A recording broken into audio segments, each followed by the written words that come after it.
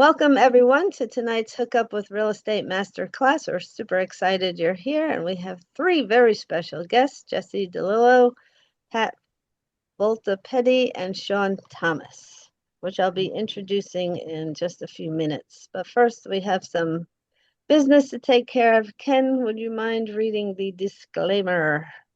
Certainly. We appreciate you attending the Hookup with Real Estate Masterclass. We are not financial advisors. The content we provide is strictly for educational purposes and not intended as legal, financial, tax, or investment advice, nor is it a solicitation for funds. Remember, participation in this program is at your own discretion. Real estate markets are subject to change and can be dynamic. Hook Up with Real Estate and its representatives are not liable for any outcomes resulting from the information provided or engagements with third-party providers. Seek professional advice before making any real estate or investment decisions. By attending, you consent to this event being recorded and understand that internet security is not absolute. Thank you. We are required to do that. Okay, so we are Hook Up with Real Estate.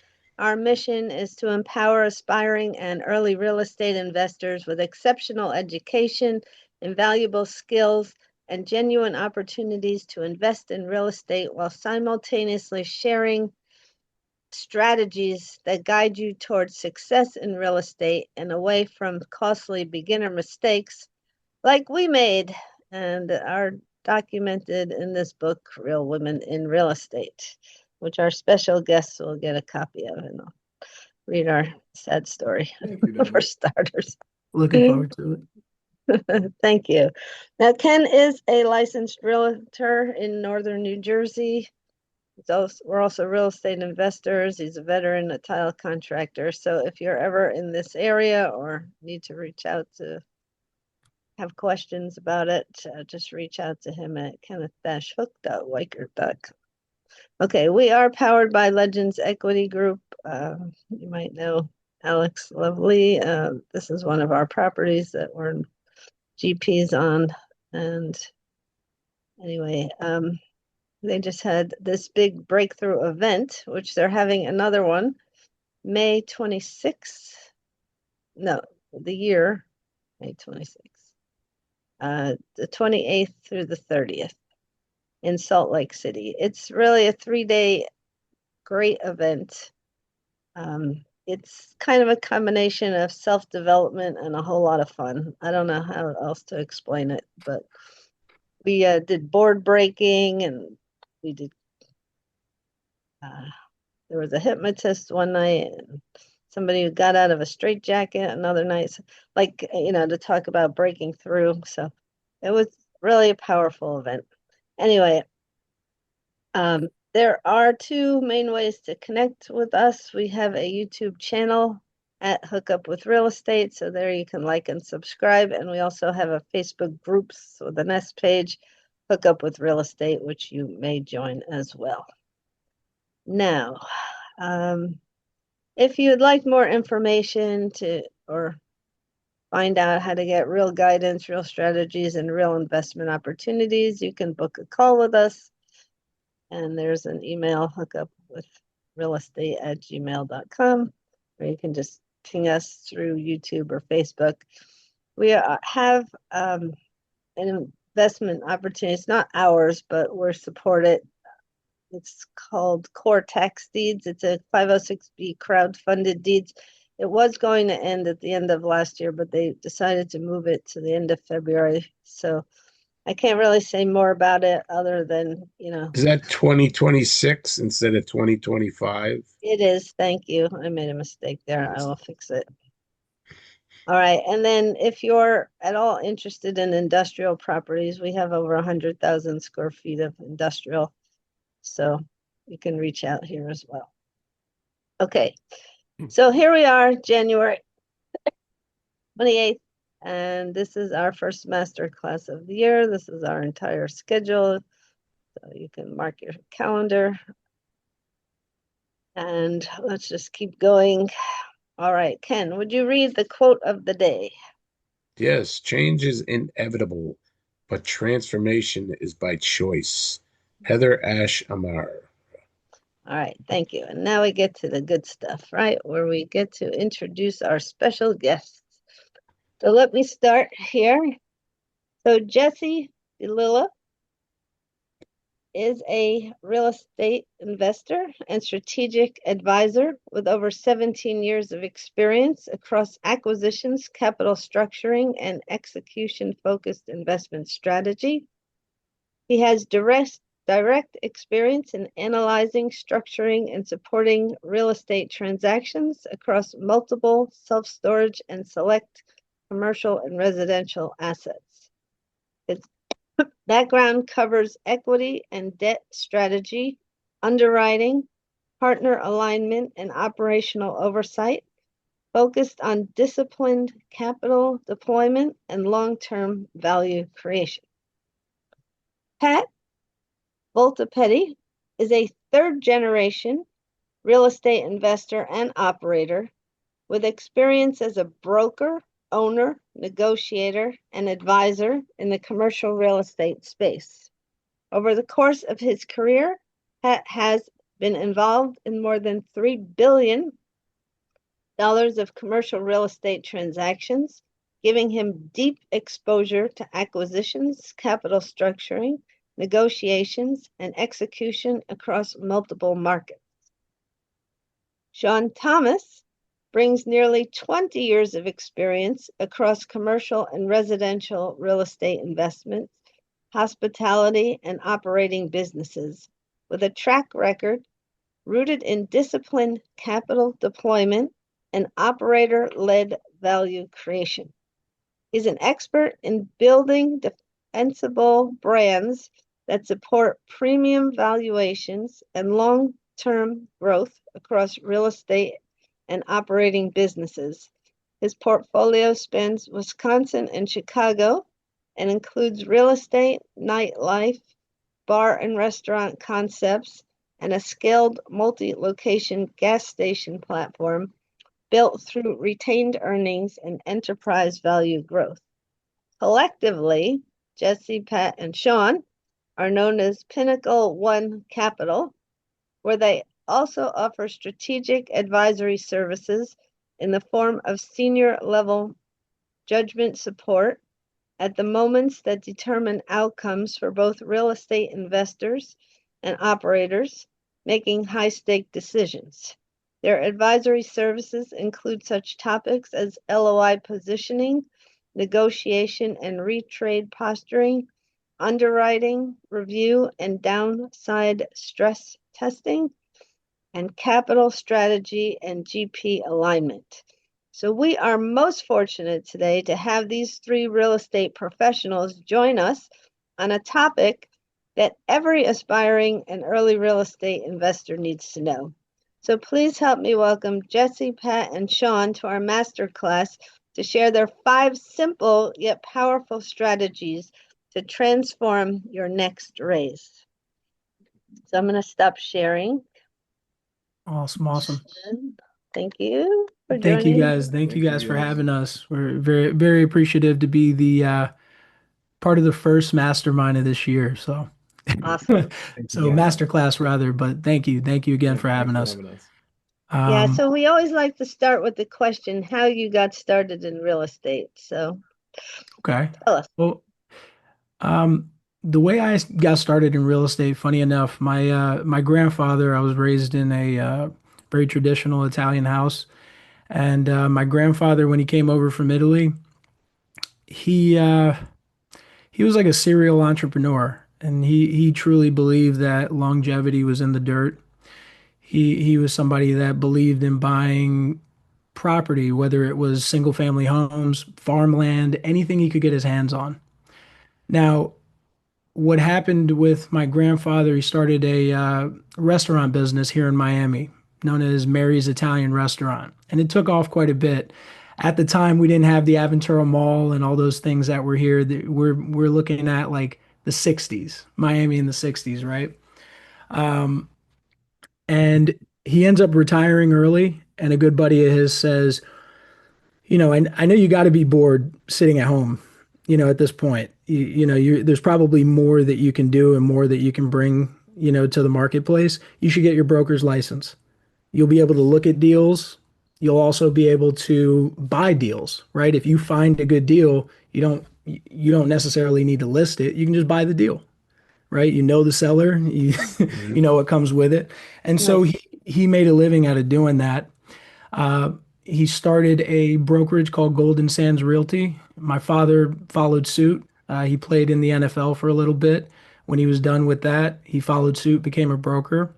And Oh, I ended up getting my license at 18. My grandfather told me to go to college for accounting and finance, so I did, and ended up getting my master's at FAU. I got into the field, and it didn't really suit me to just be in front of the computer all day. I wanted to be more client facing, and I guess the natural next step for me was private equity, right? I ended up getting into the real estate space.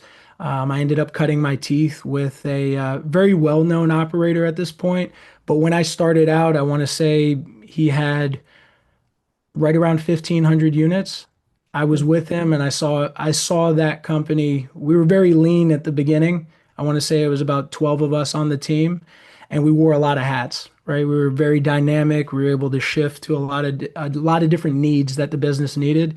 And we were able to grow that portfolio to a little over 12,000 units before I decided to start my own with, Jesse and Shawn. But I'll say that was my introduction. I mean, I've been a part of a little over 3 billion in commercial transactions at this point.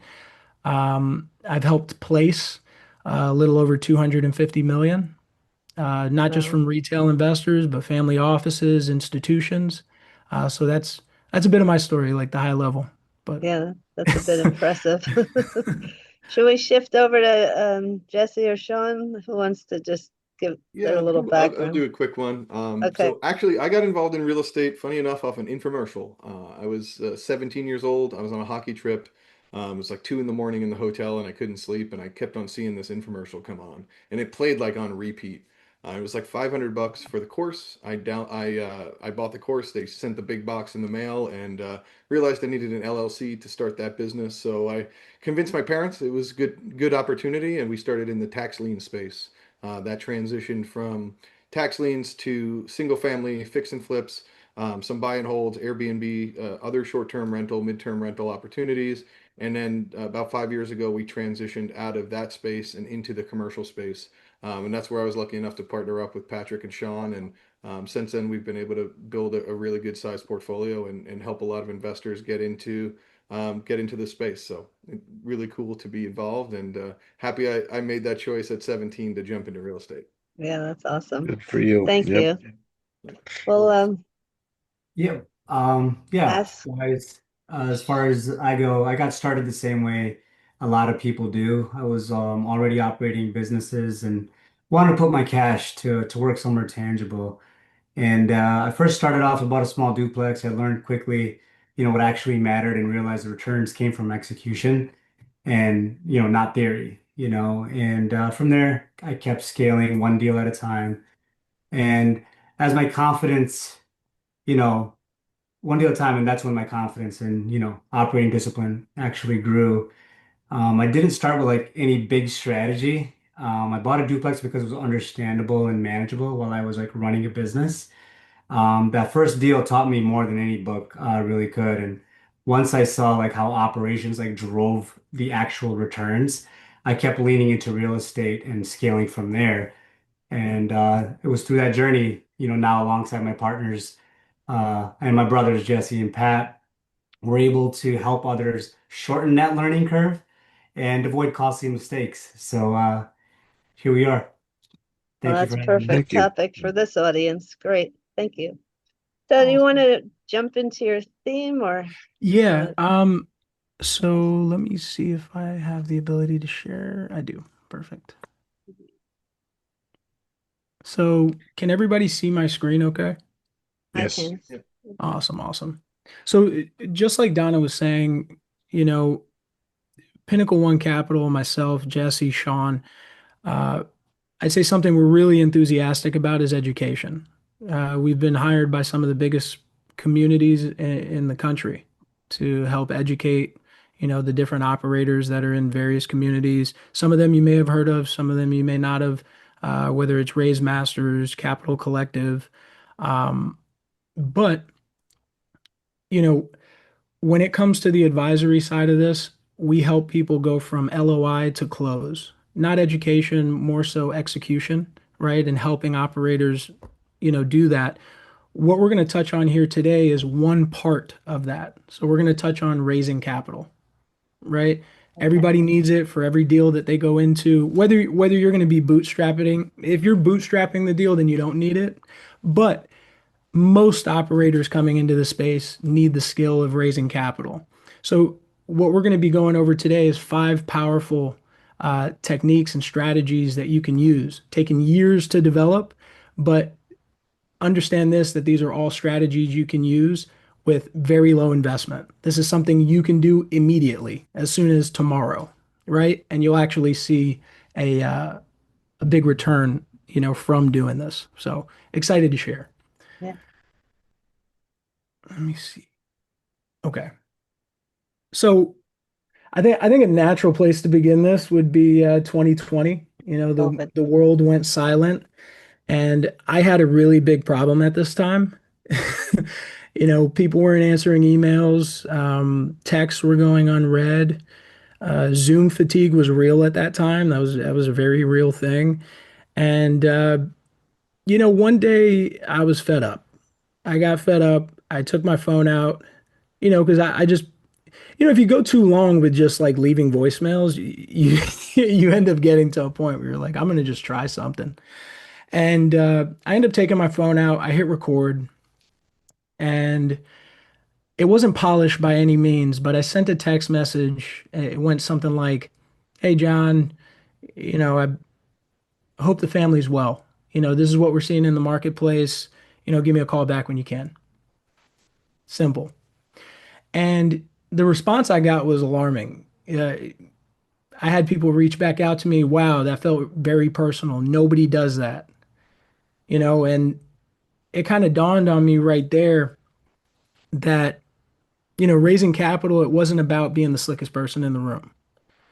It was about being the most human, so what we're going to go over these five strategies, these strategies changed the way, and this was really the birthplace of a lot of this, but it changed the way I built trust. It changed the way I built my relationships. It changed the way I did business as a whole, as the way we did business as a whole.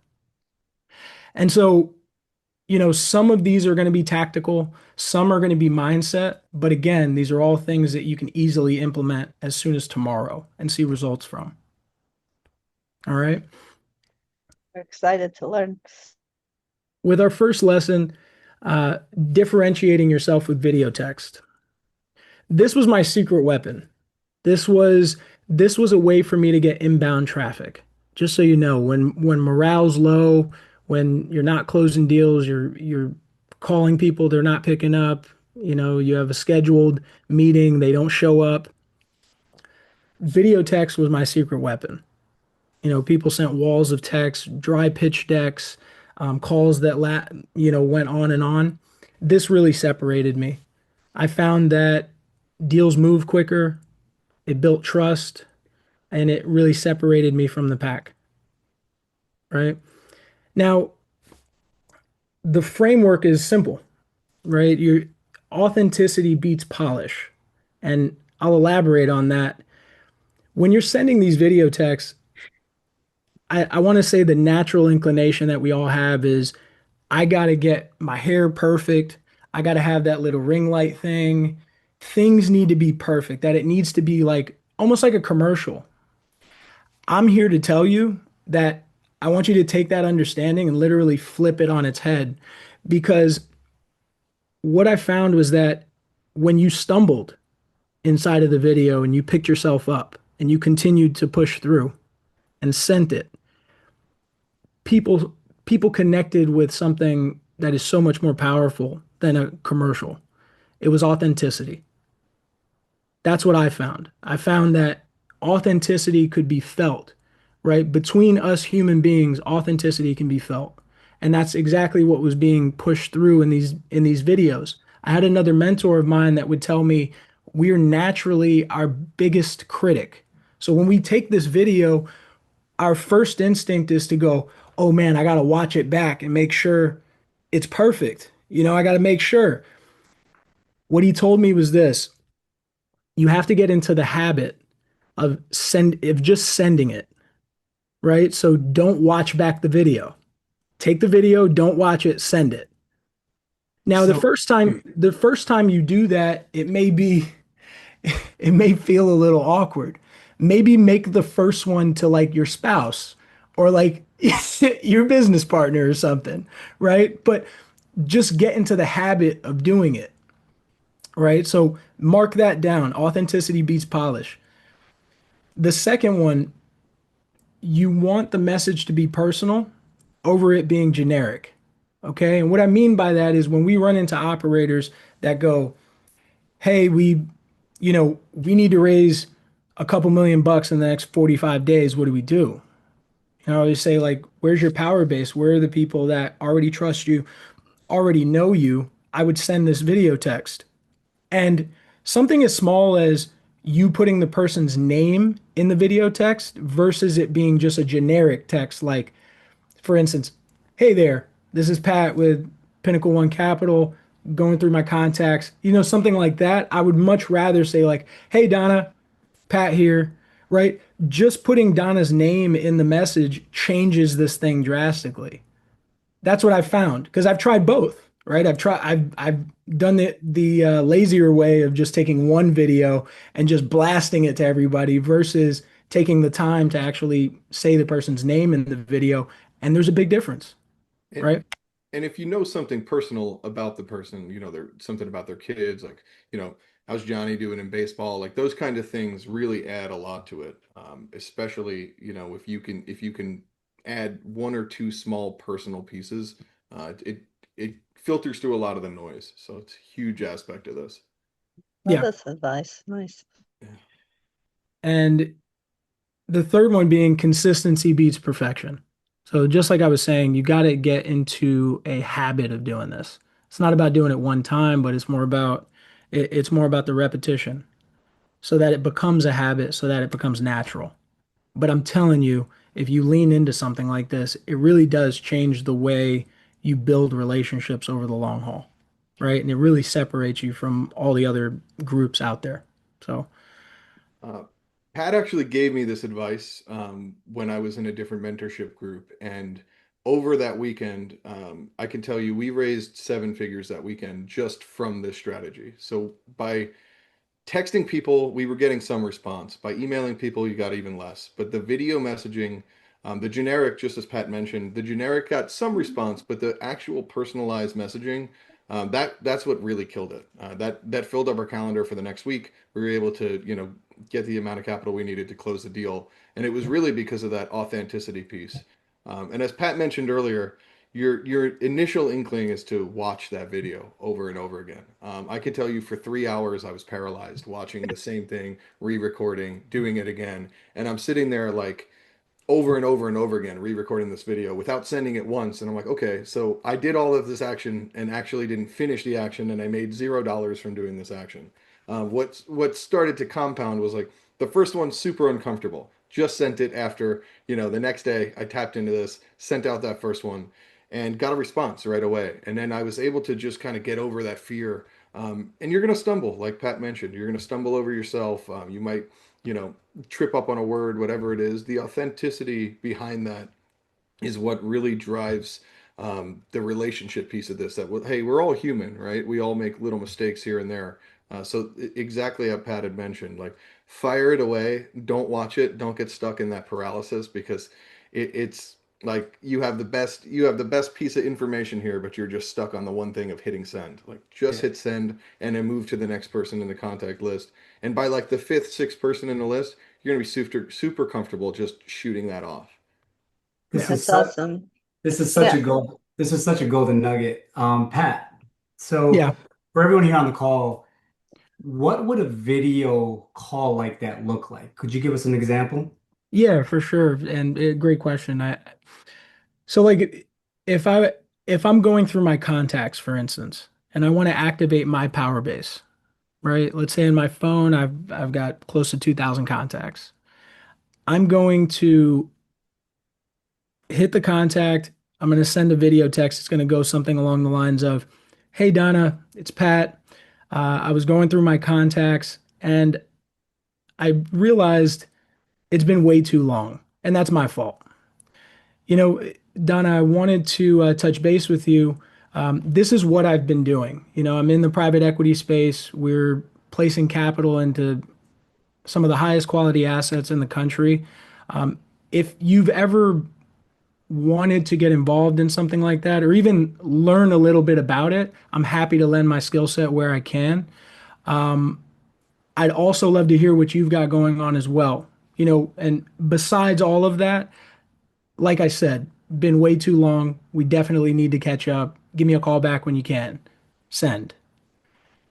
And so that's how those messages look. It's a very simple, I'm letting you know what I do. I'm also curious about what you do. And besides all of that, even if we don't do any business together, I'm just happy to reconnect with you because I recognize that there's a lot of contacts in our phone that it's just people that we haven't connected with in a while. So I recognize that we should be connecting. That's kind of how that goes. I hope that helps. That giving the example. Thank you, Shawn, for prompting that, if you will. This was good. Thank you, Shawn. I Yeah, I it's really good. had a acquaintance reach out to me on New Year's with an audio message and some pictures she had taken of us from a different event. So it's a little bit similar, not exactly, but it also triggered like, oh wow, she cares. Like she, Exactly. Don't you feel like it brings you closer to that person when they do something that's a little more creative, right, than what everybody else is communicating with? absolutely. Yeah, it So, was. oh, you're muted. You're muted. Oh, I said, oh, that's the nicest New Year's message I got. There you go. There you go. So I've yeah, gotten the habit of Hey, instead of texting people back, just shooting them a video. I find that like it's easier to respond and like for me instead of typing out a long message, I'll just shoot them a video quick and like that personal piece of connection is awesome as well. So just putting a face back in front of the name because you may be texting people for a couple years and they haven't actually seen you. It's nice to just reply back next time somebody reaches out to you. Just reply back with a quick video and see how different that conversation and that relationship changes. Yeah, very well said. And then here's a visual framework for all the visual people out there. But if you want to remember anything from the video text when you go to do it, it's authenticity. You want it to be personal and you want to do it consistently, right? But this is only one remember part. PAC, PAC, There you personal, go. authentic, and That's a good one. consistent. They write that down. That's good. Yeah. Definitely. But now, Authenticity, personal, and what was the other one you said? authenticity, personal, and consistency. Okay. Or you can look at the other way and say CAP. Calvin, My long, mind. long time no see, my friend. Hope you've been well. Yeah. Well, I've been through a lot that I can't tell you all here now, but I'd like to catch up sometime. Yeah, well, definitely, I've definitely. been through a big journey, highs and lows, mostly lows, and I'm up back now. So Awesome. yeah, Calvin, how you good to doing? see Shawn. Good, Shawn. It's really good to see you. It's been way too long. Likewise, Calvin. I was just going to tell you, Pat, I've told people you're the ultimate closer. You know, I wasn't going to join the real estate. You were still with Grant when I first met you. Yeah. And your team there could kind of tell I wanted to, but I wasn't willing because I had the money invested in crypto and it was doing crypto trading. And I had figured that game out and I was doing pretty well. I still remember what you said. Do you have any idea what you told me that closed me? I'm trying to think of it. I'm trying to think of what I said exactly. It was more just your demeanor. It was 80% just your body language and your demeanor and eye contact. But the words you said was, Calvin, you just don't trust yourself. You put it on me. I And I mean, signed. I said, where's the contract? And I signed. It took me a long time. I wondered because I wanted to remember what you said and I racked my brain and I finally I remembered what you said to get me. And it was you said, Calvin, you just don't trust yourself. well, a lot of times, Calvin, it's exactly how I felt. You know, when you're making an investment, you're kind of moving into something new. Mhm. I know the benefit of community, exactly what Donna's doing here with bringing people together. I know the benefit of it. So I'm happy you did make that stage and that you did it with me, man. So I'm happy we had that moment. I never regretted it. I never regretted meeting you and doing that because I've met a lot of great people through that. That's awesome. Good to hear. But We'll I kind of connect. got off track. I'm Yeah, back now. we'll I've been connect through a big offline. yeah, I've been through a big cancer journey and all, but I'm in the private equity space too, but in a little different line now. Awesome, awesome. We'll connect offline, Calvin. Yeah, sure, Definitely. for sure. But And Sean likewise. Absolutely, Calvin. so getting back to it, guys, sorry for the segue there, but Yeah. you see a familiar face, right? But um, now sending the video text might get people's attention, right? That's one part of it. The next part of it, it's what you do with that attention, right? So this brings us to lesson number two. We want to anchor to market realities. So what this means, when I speak with an investor, for instance, I'm not pitching them. I'm asking very simple questions. Things like, where do you see the market going? What do you think is going to happen with rates? You know, when I ask a question like that, what do you think happens? One, gets them talking, but two, and more importantly, I get to understand their worldview, right? And the reason that's important is because we need some common ground. I need to align with the views that they have, right? And I'll give you an example of kind of how this looks. Say I ask an investor where they think rates are going, and they say, I think rates are going to be going down. I think they're crazy right now. I think rates are coming down.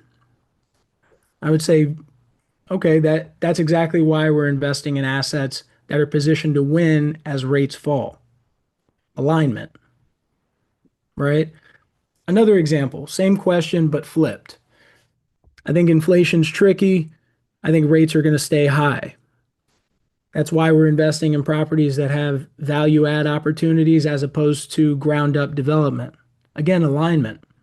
Right, it's not manipulation. I'll tell you what it is I'm highlighting different features and benefits of the investment opportunity based on what the person cares about, right? Finding alignment there, right? I'm not forcing my thesis. I'm confirming their thesis and showing them how we're positioned to win within it, if that makes sense. Yep. Great strategy. Now the framework is as follows. One, we want to ask market-based questions. So you want to ask very broad questions so that you can get information, right? You want to understand and see if it's a good fit, right? Because if it's not a good fit, if the person believes something that's completely outside of what you do, then you save yourself time. Number two, you want to listen carefully, and then lastly, like we were saying, align your thesis with theirs if there's the ability to align it, right? Like we were saying, you don't have to convince, you just have to confirm is the biggest thing. But then Oh, again, go ahead. oh, sorry, Pat. Yeah, so when you're asking questions, everybody has the questions in their mind. They want to ask it. What's a good way to conquer their fear to just ask that question? Um, so for me, I always say there's really no bad question. I've seen some of the most seasoned investors. I've literally walked properties with billionaires, people that you would expect not to ask certain questions, and I've seen them ask the broker certain questions, and it's not because and I would actually ask my mentor, hey, why did you ask that question? I know you know what that means. Yeah, and he would tell me, yes, I know what that means, but I want to know what his definition of it is, Mhm. right? And so I really personally I tell people if I want them to ask the question, I say, listen, when I was in your shoes, I had a lot of questions. I had a lot of questions on the meaning of words, things like this. Any questions that you have, I'm here for you. That's what this is about, is information. The decision making is up to you at the end of the day, but you can't make a decision if you're confused, right? So that's kind of how I would combat that.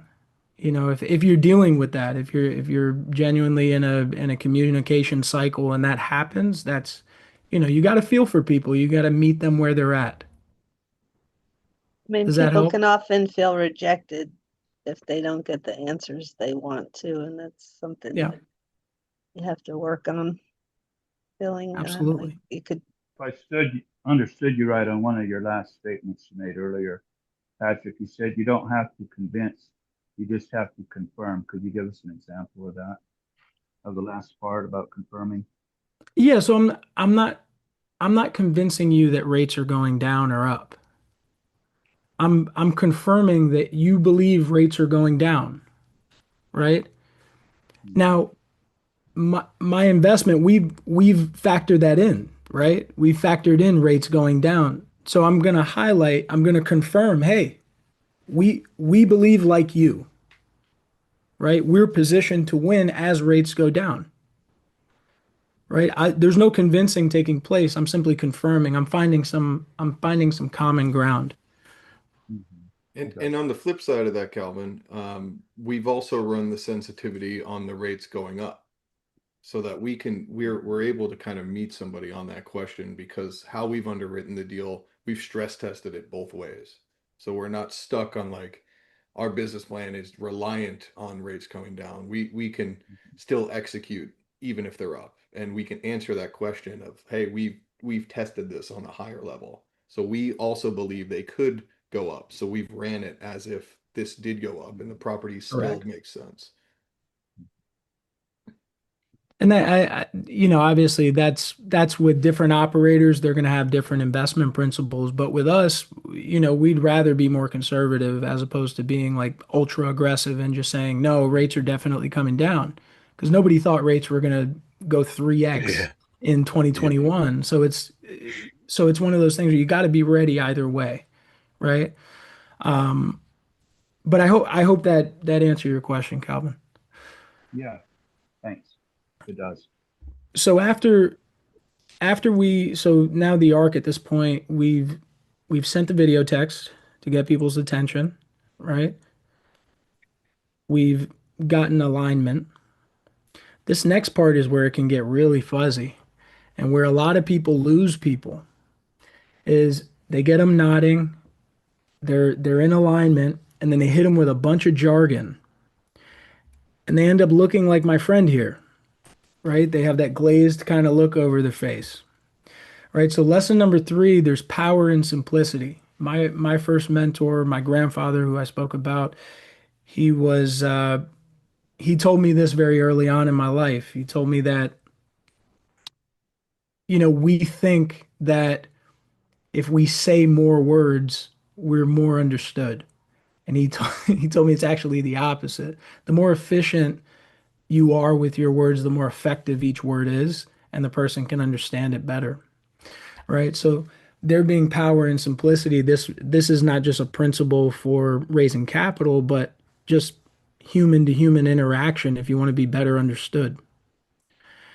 The reason why more so it works with raising capital is because I'm sure we've all done it and over explained and talked ourselves right out of a deal, right? It happens. Um, we've had situations where I could say we have a pref with a waterfall structure, for instance, right? Only to see that kind of glazed look over their face, and like you know, Calvin or Sean, like you guys were alluding to, that people might not ask the question, right? Because they want to save face. So you just won't close a deal. You won't end up helping that person because they're confused, right? So simplifying your language is huge. Okay. And you want your investor to be able to explain the deal in one sentence. Like if that's your goal, and let's say they end up explaining it in 2 sentences or 3 sentences, fine. But if you can narrow it down like that, you're doing your job effectively. Here's some examples of that. The first one we kind of already went over, but we'll go over it again. But we have a pref equity waterfall structure, right? I could say that, right? Or I could say something along the lines of our investors get paid first, management only wins when you win. So we're incentivized to make sure that this thing performs. Right now, people are nodding their head. There's alignment. They understand what you're saying. They understand how it's structured. It's not convoluted. Another example, we're underwriting with sensitivity analysis across multiple exit cap scenarios. Jesse just said something like this not too long ago, right? We could say we only buy if we can win, even if things get worse before they get better, right? And so people understand us because the whole point of the whole thing isn't to show how smart we are by using a bunch of big words. The whole point of this whole thing is for people to make a decision and to take you seriously, they need to have clarity on what's going on, right? And more so than that, you also got to remember that most people that you pitch to, they have somebody they're going to be bringing this to, whether it's mother, father, brother, spouse, business partner, somebody they're going to be bringing this to, and you're not going to be there for that communication. They're going to talk about this with you not in the room. So the way you're communicating this is going to be super, super important. All right. So the framework is as follows. Jess, did you want to say something? Yeah, I was going to go a little bit into like even your pitch deck. Yeah, go You know ahead. how on a lot of pitch decks you might see like page after page after page of just like text. It's like reading paragraphs, like trying to make those into, 2 to 3 word statements rather than having so much to read. It just provides that ease because when, like as Pat mentioned, when I'm going to explain this deal, if I can hit the 2 or 3 main bullet points without having to go into a 10-minute explanation, it's a much easier communication and it's much easier for people to understand. So really like when you're pitching your next deal, look at your pitch deck and see where you can kind of narrow things down into bullet points rather than paragraphs. And I know we always want to over explain things because we tend to, get excited and think we need more detail. But a lot of times less is more, especially across when Yeah. you're pitching deals. Yeah, I have a question because I, I had an investor who, really wanted to participate, but then he went to talk to his lawyer, and his lawyer was just like, no way. So have you ever run into that situation? Yeah, I have. And it's always tricky because they might have like a really good long-standing relationship with that attorney. Obviously, there's trust there that's been built over time, I presume. Mm-hmm. And if that's the case, it's always tricky. You don't want to, say something where you end up putting your foot in your mouth, right? But Exactly. I would I would mention to the investor that, hey, the lawyer is there to be devil's advocate. The lawyer is there to be the what if guy. You don't pay them to be optimistic. You pay them to look at any possible thing that can go wrong and protect you. So their mentality is already designed for, hey, don't do this. That's just so it's like as long as people are understanding of the psychology, right? And I remind people of that, right? If somebody says, "Oh, I have to speak to my financial advisor," that's awesome. How long have you been with the financial advisor? "Oh, I've been with him this long. He's done a great job, and I'm sure he has." Let me ask you, are you familiar with, just brokerage relationships and how they work in general? Yeah, I am, or no, I'm not. Explain. I'll land the plane, and I'll kind of go into commissions and how that works, right? And then I would say, in regards to our investment, because it's a private placement, your financial advisor does not get a commission from this. So he is not financially incentivized to help you with something like this. I just want to put that out there and put that on your radar. And that's it. I'm not, he might be a great person. And, he, at the end of the day, he might say yes to the investment, but I do want to at least put that on your radar because that's a real thing. Something like that, I let people know, ahead of time. Yeah, that's a good way to put it, Yeah. Thank you. No, no problem. But the framework, guys, if you guys want to write this down, is one sentence explanations, right? No jargon. Cut out all the jargon, all of it. It doesn't make you sound smart to the investor. It more so just confuses them. Just cut out the jargon. Trust me on it. Um, and then you want to be able to paint the vision so clearly. I want you to imagine this, that when you are pitching to somebody, that they are going to be speaking to their spouse at dinner about the opportunity. So how you communicated the advantages, where it's located, why you're doing it, all needs to be very clear, right? How they get paid, what's the structure, make it very clear so that when they are having dinner, a glass of wine, they can explain how this opportunity works and really make a sound decision there. Whether it fits what they're looking for or it doesn't, you don't want to shoot yourself in the foot. So at this point, we've got the video text to get the attention. We've got anchoring to market realities, right? Broad questions so that we can get information, right? Get alignment. The next one's clarity, right? The message is clear. The next the next lesson after that, the next thing is very important. It's trust. How do you build trust? There's a lot of ways to build trust. But today we're talking about 5 simple techniques and strategies that you can implement that you probably are not implementing. But this is a big one. Introduce your network. Trust is contagious. How I found this one was interesting. Anytime you're in the process of mastering something, you're starting to recognize patterns, right? Pattern recognition is probably that like first stage where you're really starting to master a skill. And I started to spot patterns, not just in personalities, but um, even in, oh man, we got a, okay, never mind. Um, so I started to spot these patterns, and I remember being on a phone call with an investor. He was a doctor. He was asking a lot of questions, was very pessimistic, was asking all types of questions, not normal questions. But I'd had this instance in this situation prior, and it made me think of this other investor who was also a doctor.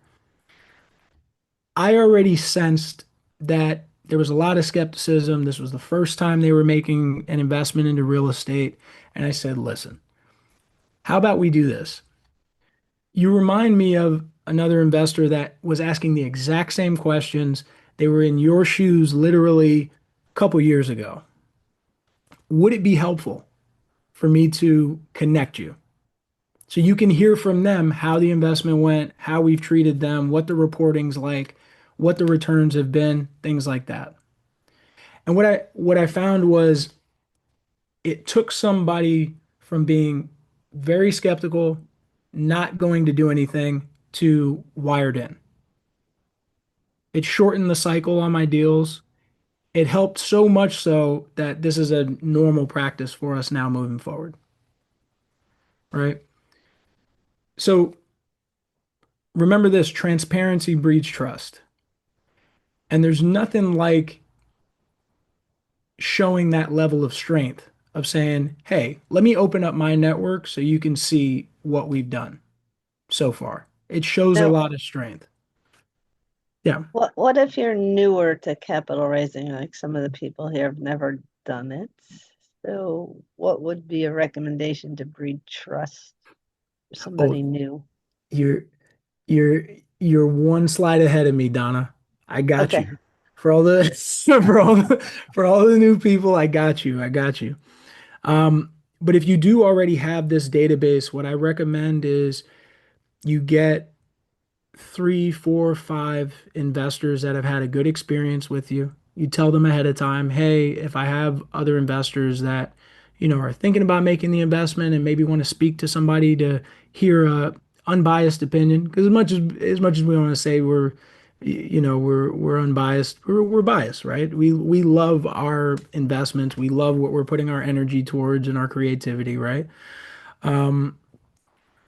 And get that list, right? I always recommend have that list of 3 to 5 people that you can introduce people to. When you share your network, you multiply credibility, right? But very important here, you want to be proactive with it. It's good either way, but what I mean by being proactive is offering the contact prior to them asking. Right? If you sense a certain level of skepticism, being like, hey, how about this? Donna, would it help if I connected you with Mary? Mary was in a similar situation a couple years ago. Would it help if I connected you guys? You have a conversation. I also have another investor here, John, that might be another good contact for you as well. Would that help? Right?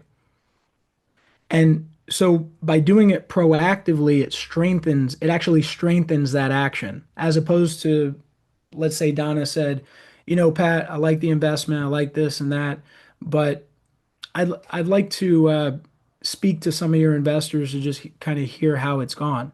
Still good nonetheless, but I'm telling you, it's different. It's like the personal versus generic, right? It's different if you're being proactive because it shows transparency, it shows a lot of strength, it shows a lot of confidence versus being reactive. Okay, so if you want to mark that, I'm telling you, it's a really good tip for you. And getting to what Donna was saying, if Wait, you're, can I ask you a question? yeah, sure. You said there was 5 steps towards the. If I may have misunderstood you, but I thought there was 5 different things under transparency. Did I miss something or? Oh no, not 5 different things under transparency. 5 simple steps, right? 5 simple 5 total steps, strategies. and number Strategies. 4 is transparency breeds trust. Correct, Correct. correct. Okay, I got it. Thank you. No, number 4 was introduce your network. Stefan. So just make a note of that. That yes, transparency breeds trust. Trust is contagious. How you're getting that trust, if you have investors, people that have already had a good experience with you, connect them with new people. Got it. All right. Right? Thank you. Awesome, awesome. And then the last one is partnering with higher quality deals. I think if you're brand new in the space, everybody starts from somewhere. you know? And I remember back when I wasn't invited to the big rooms, right? I couldn't, it was hard to get in those rooms. It was hard to connect with the people that were in those rooms. So what did I do? I borrowed the credibility of somebody else, right? Much better process than just crashing the door as opposed to walking into the party with somebody that everybody already knows, right? Much better strategy. And so what it became early on was I needed the credibility. So how did I go about doing that? I found the people that already had the reputation, already had the access to the great deals. And I said, how can I work with these guys? Like, what do they need? What do they need? Do they need to be connected with a developer? Do they need debt? Do they need capital? What is it? What is it that they need where I can help them? Right? And sometimes it was hustle, sometimes it was just simply connecting people, and sometimes it was raising capital. But what I found about this that was very powerful was once I said what I was going to do and I delivered, I became family. I was no longer an outsider to that room. I was now part of that room. People knew exactly who I was and who I was connected to. And I was able to borrow credibility. So like Donna was saying, if maybe you don't have those investors to kind of tee up to new people, find the person that does. Find the people that do have that credibility, that have built that reputation, and find out how you can help them, right? So framework is right here. Borrow credibility, bring value to the table, and always remember to deliver. That's the big thing here. And that kind of brings the arc all together. You know, video text, we get connection, market alignment builds trust, the simplicity of our language breeds clarity. We make those introductions, credibility and trust, and then partnerships allows us to scale, allows us to move faster. We have bigger deals. We can attract bigger checks. I can tell you with the fifth one, um, Jesse, myself, Shawn, we've been in rooms with institutions and people that we never thought we'd be in those rooms. But we had that ability because of the types of deals that we were bringing to the table, right? These weren't deals that we put under contract, but they were deals that somebody else put under contract that was willing to work with us. So we were able to borrow that credibility early on, right? So I hope that helps everybody. Um, Jesse, Shawn, you guys have anything to add here? Yeah, as far as the partnerships piece, that's like going in on a co-GP with an operator who already has deals, already has a track record, and like Pat mentioned, bringing that value. And a lot of the times, the biggest value you can bring is a capital raise. You know, helping them on the raise, and then helping them throughout management activities as they're owning that process, owning that property. So throughout, you know, some asset management activities, participating in meetings, if you have other strategies you see working on other people's deals, like bringing that to the group. So your value there is essentially you're able to help if someone's raising $1 million, for example. If you can bring an investor with 250,000, or you're putting your own capital in and you're bringing an investor in, like you're able to capture a piece of that and lean into that the credibility of that partner. Yeah. Yeah, and Donna, when you asked for the newer listeners on the call, Patrick mentioned the most important things, right? Authenticity, keep it simple. And the biggest thing is find commonality. Take the ego out of the door. Find commonality in who you're talking to. Be genuine, be authentic. Find commonality with who you're speaking with, and the rest will take care of itself. Yeah. Okay. And just to remind everybody on the call, this is only one part of a transaction, right? This is the capital, this is the equity side of the capital stack, right? There's other parts of this thing like putting together the debt, putting the deal under contract, winning best and final, getting the broker relations, having a successful retrade strategy, right? These are things that we help operators with. Um, and what we've found is the most successful operators are the ones that are disciplined. They choose reputation over ego, right? They're not just rushing to buy deals, but rather being locked into their investment principles and not bending those too easily, right? Because it's not about what we've seen, the difference, rather, in, Jesse and Shawn, if you see something different, but I'd say the difference in what we've seen is that the operators that are always focused on like what's the next deal, as opposed to focusing on how to buy the deal. Because how you buy the deal and the basis point at which you're buying these deals, that is make or break, in my opinion, right?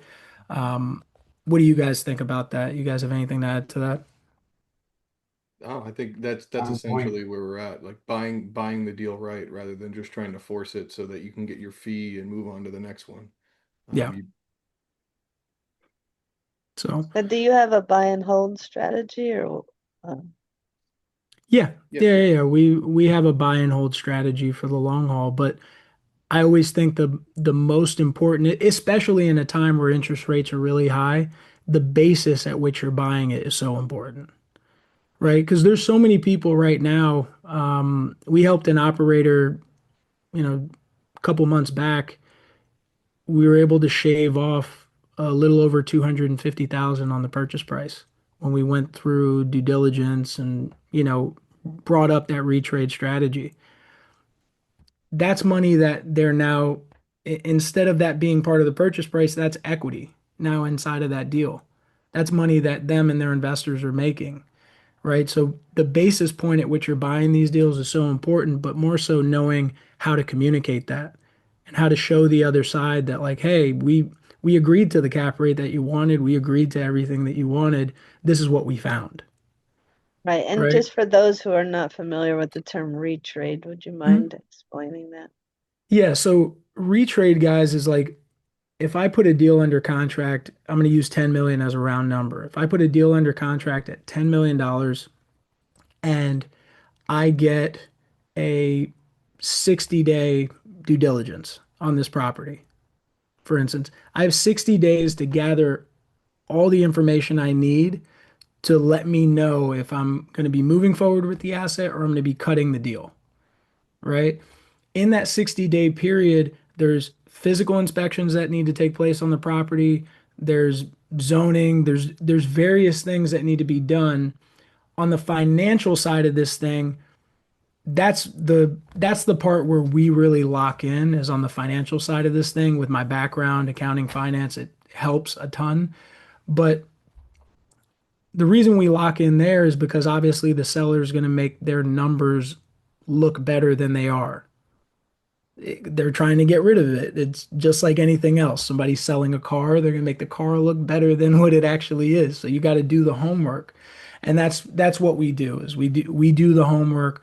We look at what the pro forma is that the broker presented versus what we're seeing with our assumptions and what we found through the documents that have been sent over, right? Supporting documents, making sure that when they say rents are coming in at a certain rate every month, showing, okay, show me the bank account, show me where the money hit on the bank account so that we can substantiate that that is actually the amount.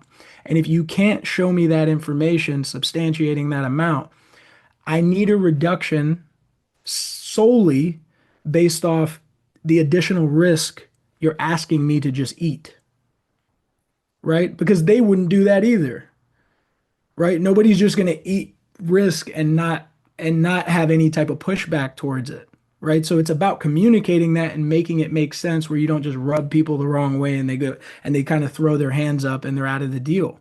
So there's a very specific way of doing that. We help people with that. That's awesome. Thank you. Do you ever have to find tenants or um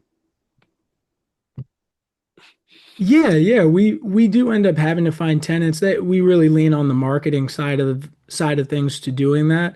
But a lot of times we want to buy properties that are already stabilized, already 88, 90%, 92, 93%. occupied? Right. Okay, thanks. So you're No, more no in the problem. class A, if I recall. I would say B. at this time it would be more like the B minus, so that there's a little bit of value add there that we can add. Okay. But again, we're looking to make money on the purchase. That's a big part of our strategy is we're looking to make money on the buy, right? And then we hold it over a couple of years, interest rates come down, and we refinance out. But that's why buying it at a good basis point is so important. And I wanted to bring that up because that's probably the biggest way that we're helping the marketplace, through the advisory is helping with that buy, those high leverage decisions that operators need to make within these deals, and us being right there with you. We're not for the people that we're not for everybody. I'm just be honest. We work with very select operators, but they're very serious. They take the actions, and we're on those calls with them. So we're literally speaking to Sure. brokers. We're on Around with the their bank, negotiating debt. we're negotiating debt, things like that. So we're doing it live with them. So there's a bit of education with it, yes, but it's more the execution side of this thing is Okay. what we I mean, so specialize if you in. can save somebody $250,000, then it's definitely worth having an advisor like your company. Appreciate you, Donna. Thank you. Um, Patrick, I've got a specific question. If you could just flesh it out a little more. You did Sure. kind of already about like, so when you know your numbers are solid, you know you've got a good deal, you're convinced, and you and your team are moving forward, and you're in front of somebody that's maybe new to investing with you, or in this type of deal, or both, and you know they have the money, and you know your numbers are good, and yet they're just kind of stalling, or they just don't seem like it. You said to not convince, but confirm. What do you do at that point? I've been in that situation where, they understand, well, they probably just don't quite trust our deal or understand it because we know it's a great deal, and yet they're not pulling the trigger, and yet they're sitting on the cash, and we don't have like other investors in that type of deal to say, call this person. So you have another strategy of how to close somebody like that when you know it'd be good for them, I mean, or you just have to let them that's the go? thing is when you know it's good for somebody, there's going to be a lot of conviction there. So I won't. I I generally am not going to let you off the hook because I'm looking at it from a standpoint of I know what we've got here, you know, Mhm. and I think it comes down to more transparency. It's always more transparency, more information. They need some type of information. But sometimes there's people that it's just analysis paralysis, and it's an Right. analyzer And then, personality, and it's hard to get past that sometimes.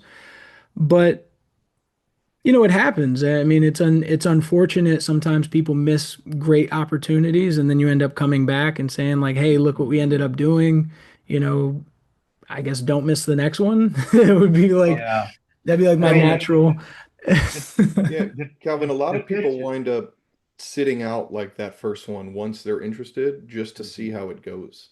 So you Right. might just find as you do more deals, you might have to follow up with that person in a year or 6 months or 3 months and say, hey, look, this Mhm. is what we were projecting on our pro forma. This is where we're at. We're actually beating this. It's performing better. This is what we plan to continue to do. So sometimes you're just going to have people that sit out for those deals, and that's fine because they're still in your pipeline and you're still going to build trust Yeah. with them along the way. You still want to be having conversations and keep them in the Exactly. loop on what you're doing. It just might not be a right fit for them. And it might not be that asset, right? Like we do Right. multifamily, self-storage, car washes. We're involved in a couple development projects. Like there's a few different avenues and not everyone's appetite is that avenue. So Right. you No, have you to have to remember find that the as right well. vehicle for them. But um, what I'm wondering is just a little bit on like I'm comfortable with the pitch and just letting them talk and questions. But when it comes to the close, you don't get nothing if you don't get the close. And I was critiqued by some of my people I work with, and they thought I was using Grant's line about have you seen enough to make a decision yet, and kind of have the contract ready to pen. And they Mhm. thought that come across too cocky. They said you should rather just say, and I don't see that much difference in it, but this is what they were telling me to do. And since they've told me, this was just like last night when they told me this, we were going through pitches, and they said I should rather say like, you know, this is going to be a good deal, and we're moving forward. How much of this would you like? I don't know. Is that a good pitch or not? I mean, that's what they told me. Just like, how big I a share of this do you want to take, or how much of yeah, this would you like? And kind of have your contract and your pen ready. I think you're in the right space because at the end of the day, I think assumption is always the Mm-hmm. way to go with something like that. Mm-hmm. But They yeah, knew who I've been. They knew I who think my when mentor was, and they said that might work for Grant, but for what we're doing, they thought it comes across a little bit too cocky. well, I mean, it's at the end of the day, it's a trial. You're testing the temperature, right? Like on Thanksgiving, right? You're like testing the turkey to like make sure it's cooked all the way through. It's the same kind of situation where you're just kind of testing where you're at. Like where are you at this very moment? Um, and I think the subtle way of doing it is, you know,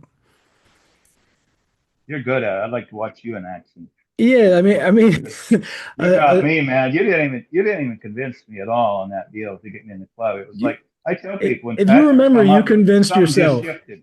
Something You, just shifted when you came up, And I had to think for a long time what it was, and that's what you finally said. You probably said this will work for you. You just don't trust yourself or something like that. But I know you kind of put it on me, and you said I didn't trust myself.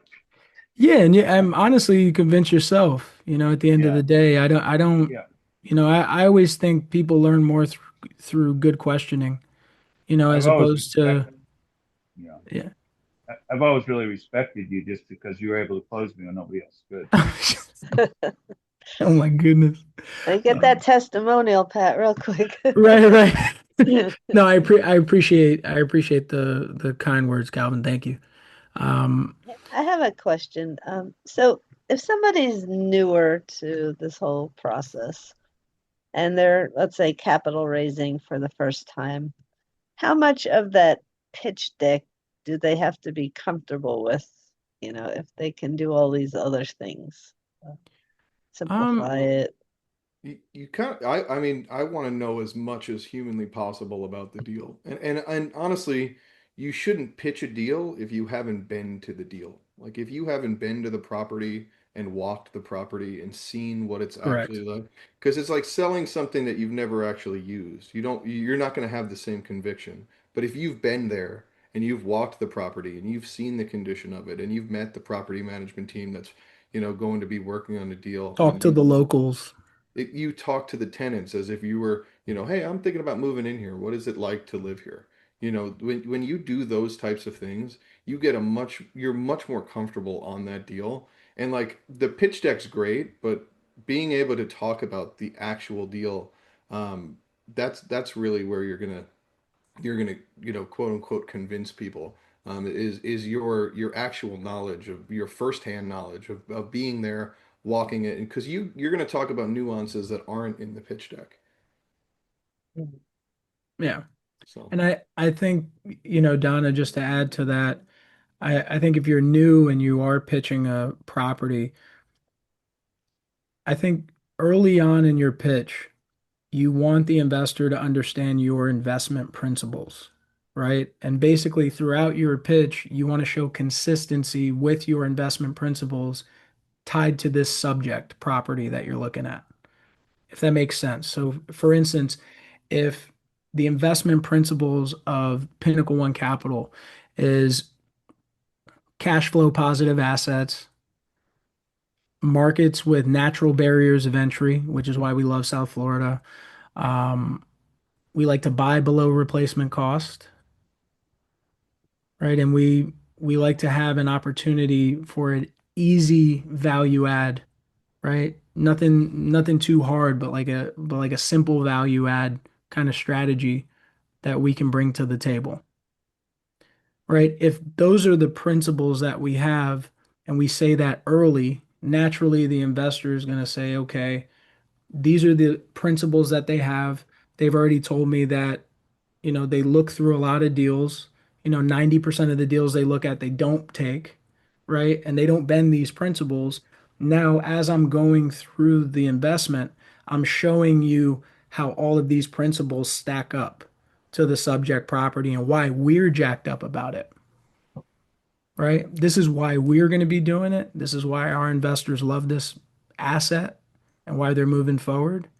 And so again, it's not me like forcing any type of understanding. It's more just this is how we do things. And if that happens to align with you, that's awesome. We should do some business together.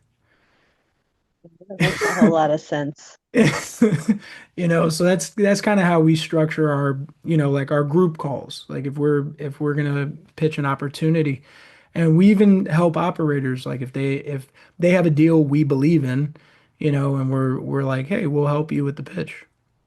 We've done that. Like I said, we're very execution oriented, is what I would say about us. Um, but all in all, I think that's a good segue right there. But all in all, I wanted to say this. Capital raising, it isn't about chasing money. It's been about building trust, stacking credibility, and creating partnerships that make you undeniable.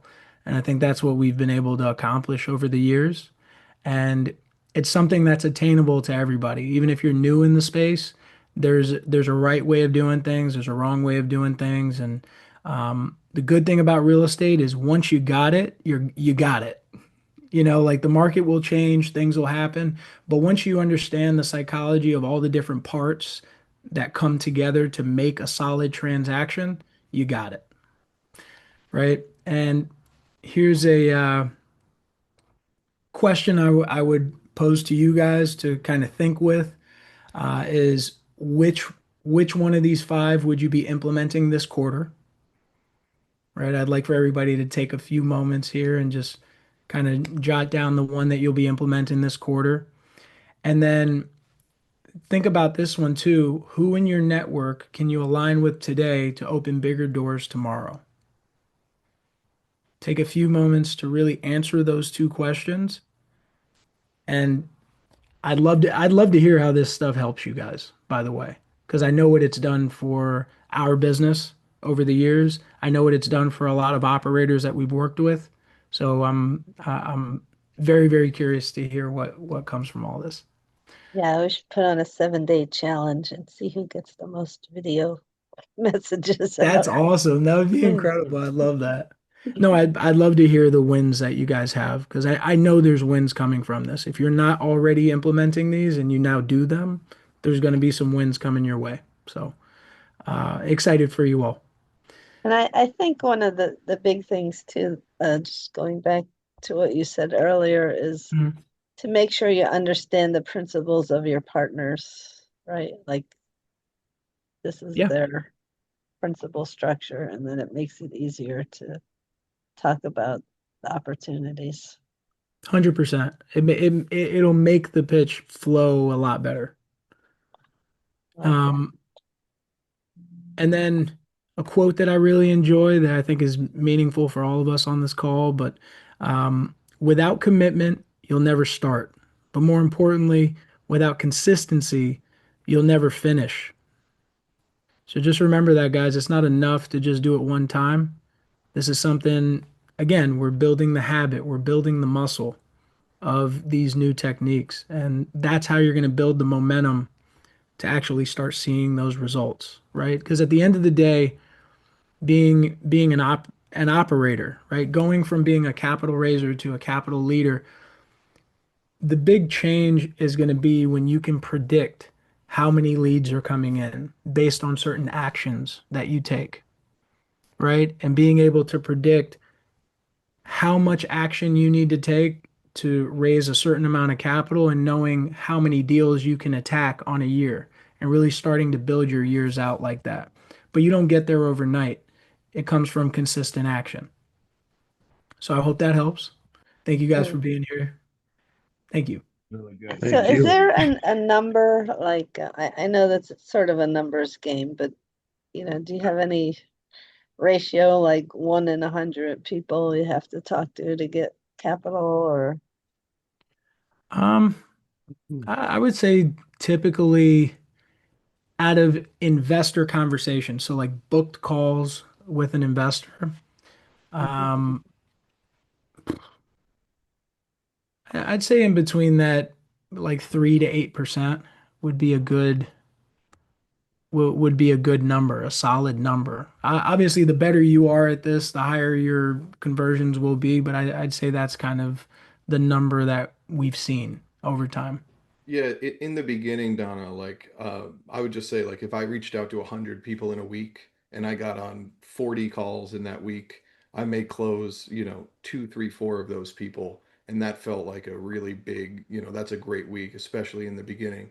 But you might only get one out of 100 if you're starting, right? If you're first doing it, you need to go through the motion, a lot to really build up that muscle, right? It's like the same way if you went yeah. to the gym. We're building up that muscle over and over again. And you might start at 1 in 100, but then you go to 2 and 3 and 4, and then it starts compounding more and more because you're dialing those things in. So it's hard to put like a ratio on it in the beginning, especially because you're really just when you're starting, kind of at that ground zero level. So you need to really build that up over time. And the more reps you do, the better you get at it. That makes a lot of Thank sense. you. That's good. We only have like 7 minutes. So Ken, do you have any questions? No, I just liked related to some of the issues they were talking about. I guess by having a knowledge of the property ahead of time, you're building the trust up with the prospective people who are looking at it, as opposed to if you never even went and looked at it. So I related to that very much. So Yeah, very, very important. yeah, And yes. another thing, when you're at the property, take some pictures of yourself at the property. Yeah. Because you can, that's like an easy way to break the ice too with your investors. It's like, hey Ken, look, I'm at this property. You know, like I can Yeah, send yeah. that message. I can send a video. I can send a video message to you. I can take a picture and send like an audio message, like Donna had mentioned for the New Year's message. You know, Yeah. taking that, making it more personal. That like, look, I'm here. I'm actually at the property. It makes a big difference. I got a question. Sure. Nigel. Yes, you tapped on existing properties, but what about the new development stage? Yeah, that's more going through, as far as like pictures go, that's more going through like renderings. Yeah. Because Okay. you're essentially pitching on renderings and location. It's Yeah. like, Well, I'm more or less speaking about the overall concept of of the the capital raise, and most of the conversation was based on existing portfolios that or properties that you guys looking to raise money on, but Yeah. but there were no ground up construction was mentioned in the So it takes Nigel, it takes a certain type of investor to, go for the ground up development. There is, especially in a time, and this isn't to take you away from ground up development. If you have a great deal and you have great metrics on ground up development, go for it. But it adds a certain layer of execution risk that can be troubling to kind of navigate. So it's just Gotcha. something to think about. It's Gotcha. it's significantly elevated risk towards, besides doing something that's already built and already Gotcha. cash flowing and already, You can see the numbers. stabilized. Yeah. yeah, So your investors don't have to wait 18 to 24 months to start getting a paycheck, right? Like the development side, you're waiting longer. And Gotcha. as yeah, Pat mentioned, there's execution risk. For example, there was a deal in Miami we had under contract, and the numbers that they were trying to get compared to what it was actually worth was because they had a 10-month delay because a pole was a utility pole was too close to the building. So like that additional 10 months cost them several $1 million of interest, and it delayed them filling up the building, which delayed the next thing and the next thing and the next thing, and then all of and a they tried to sudden, push it off to us, right? yeah, Ooh, Tried to push it off to us in the purchase price, and we found it, and we just said like we're never going to make money on this because we're anything we would be making is going to you on the front end of the transaction, right? gotcha. Until this day, that property's still available. So it was good Ooh, we didn't it's good we didn't buy it, yeah. right? Just the economics on it didn't make sense, okay. right?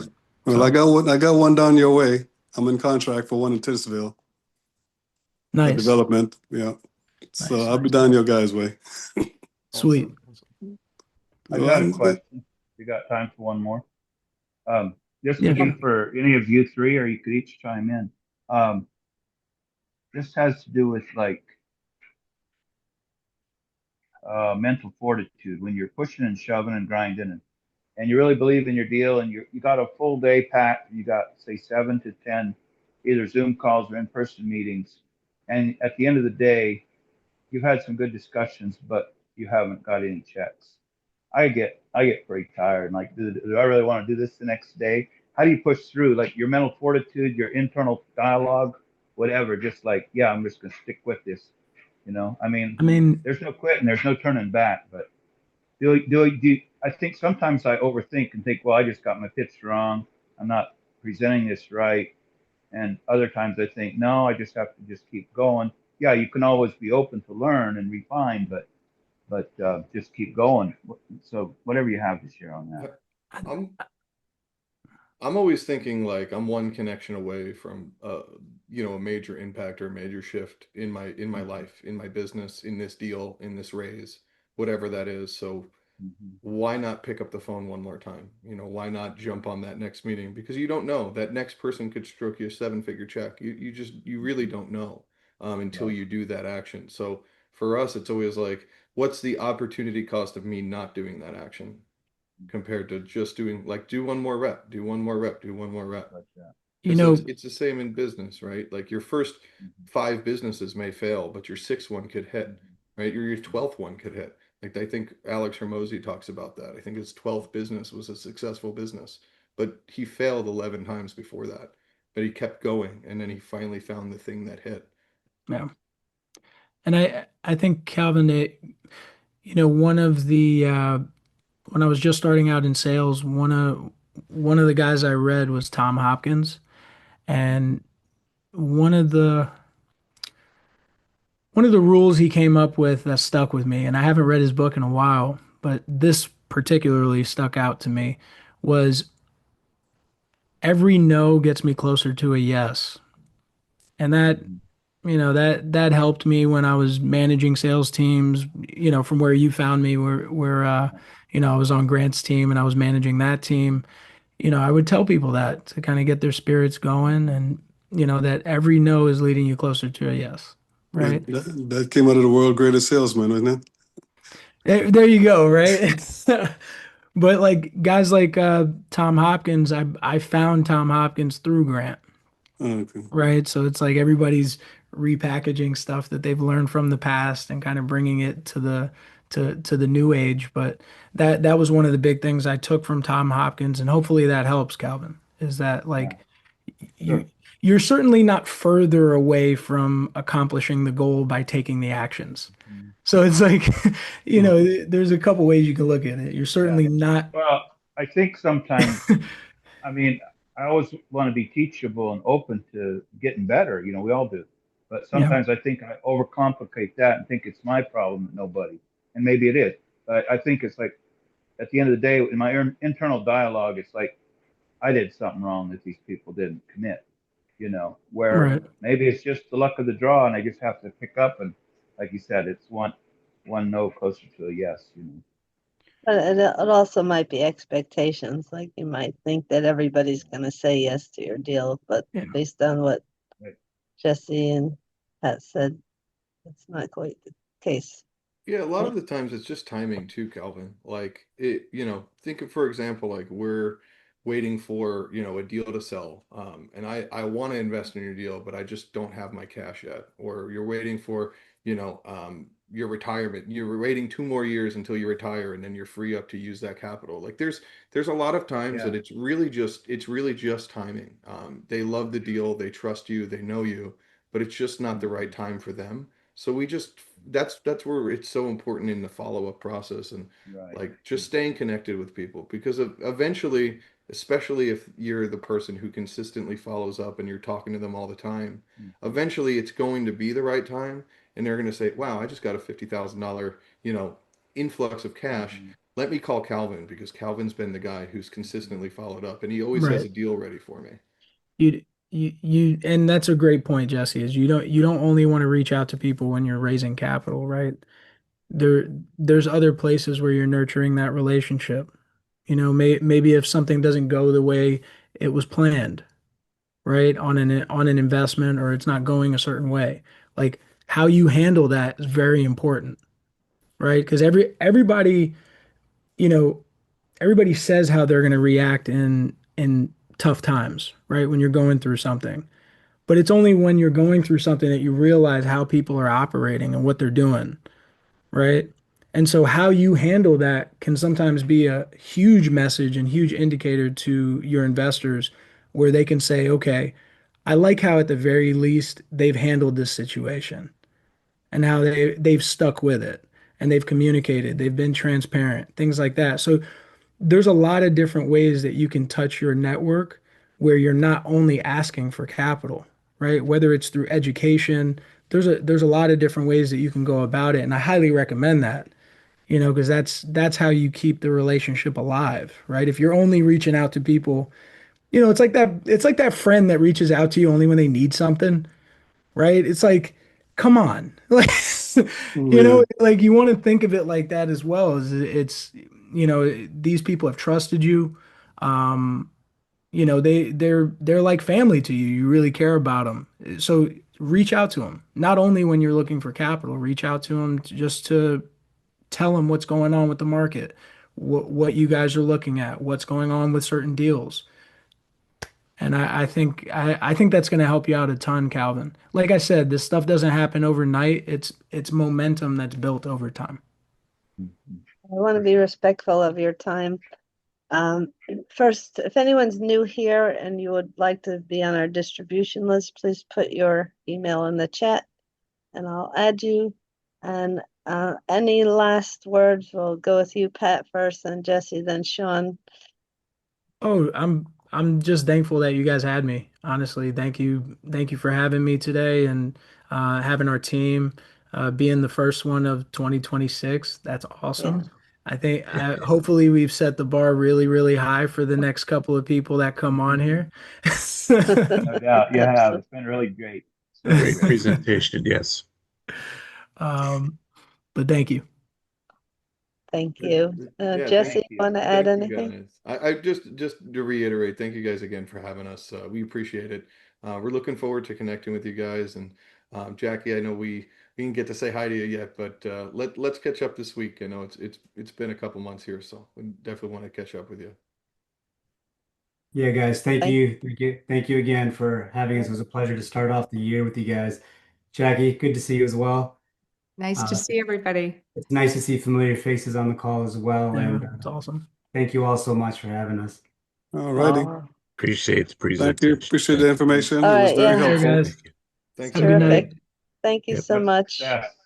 Thank All you. right. Success. Much Okay. love to all of you. All right. See you guys. Have a good evening. Bye, guys. Take care. Bye-bye. Bye-bye.